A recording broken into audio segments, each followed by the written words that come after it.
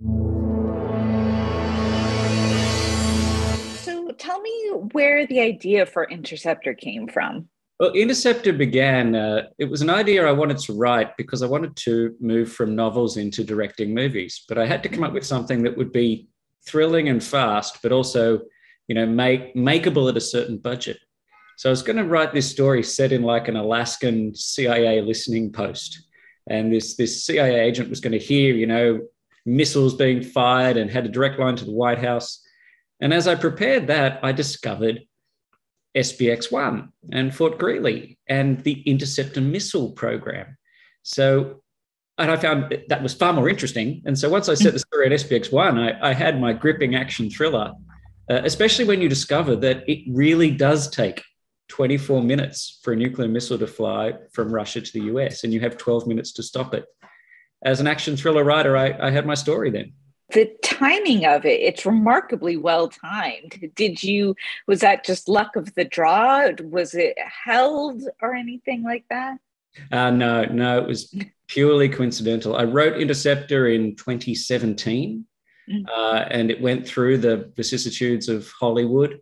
It got the green light in late 2020. We filmed it in 21. So yeah, purely coincidental that it's becoming rather frighteningly applicable now. You said you filmed in 2021. Did you have a lot of trouble with the COVID process? We filmed in Sydney, Australia, and that was where we were just totally lucky. We filmed in that middle period where Sydney was open and very, very safe.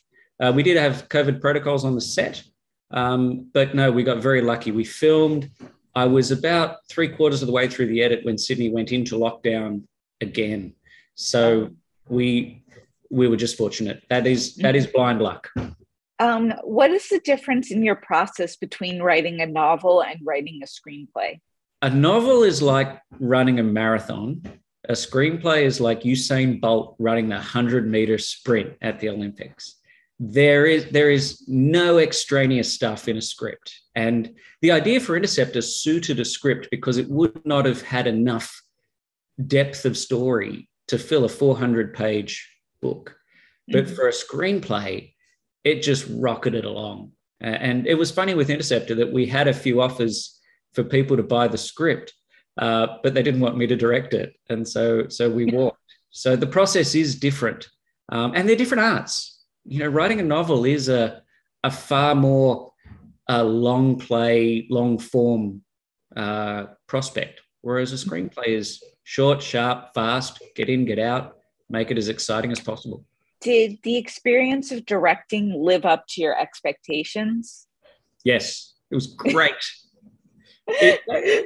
It's funny, when you write a novel, it's a joy, but it's a solitary joy, creating a story. And when you make a movie, you get to work with all these creative people and you get to share that creative joy. And that was just wonderful. So I thoroughly enjoyed it. I was very, very prepared. I've been waiting about 36 years to do this since I saw the making of Return of the Jedi on TV. So I was ready to go. Was there anything that you found to be more or less difficult than what you expected? Generally, no. If you're ready, you have to be prepared to be a director and you have to have all the answers. And I think because I wrote the script, I had pictured the whole story in my mind. So anybody had a question, what was Elsa's costume supposed to look like? What did the command center look like? I had all the answers. Can you talk a little bit about the process of writing for such a tiny set? And did it make things more difficult or easier because you were very limited? Keeping a story in a confined space is a writing challenge. And we used every square inch of that set, from the outer tunnels for the gunfight, for the inner tunnel, for the first fight that Elsa has with a giant 6'2" guy. You have to keep it interesting. And the good thing about that command center is it's just intrinsically interesting. It's got this map screen in the middle. It's got live security camera footage. Those security cameras were live while we were filming. It's got a direct line to the White House. It's got, the submarine being tracked. It's got the televisions.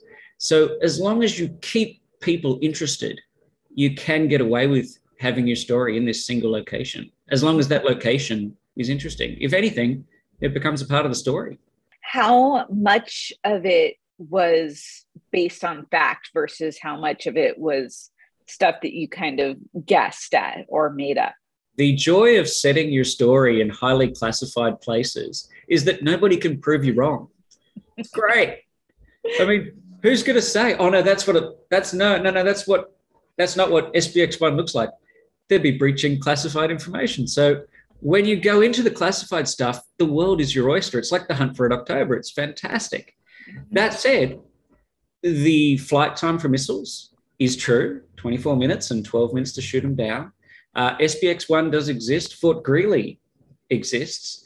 On a more serious note, the sexual harassment subplot of the lead, JJ, is based on true incidents that I looked up. Things like bounty hunts on women who have, brought complaints in the military. That does happen. This has been something I've done in my career as a novelist. You tell a fun, fast-paced, entertaining story, but you ground it in a solid reality. And that seems to work rather well. It's worked for me so far. Can you talk a little bit about Chris Hemsworth's cameo? How did that get involved? How did he come onto the screen? Chris picked it. Chris had read the script a long while ago with Elsa, and obviously the producers of the movie are saying, hey, Chris, it'd be great if you were, in the movie, nudge, nudge, wink, wink. And Chris himself came back and he said, I could play that dude in the TV store. And it was fantastic. He'd asked what the look was, and I said, well, this is the kind of look I'm going for. And with Chris, Chris is a really just genuine, nice guy. But once you get on the set, he is laser focused. You don't mess around. And so once he was on the set, he was like, okay, Matt, what do you want me to do? Where do you want me to go? What are we doing here? And I had that night we filmed. We took over a TV store in Sydney. It was like a Best Buy in Sydney.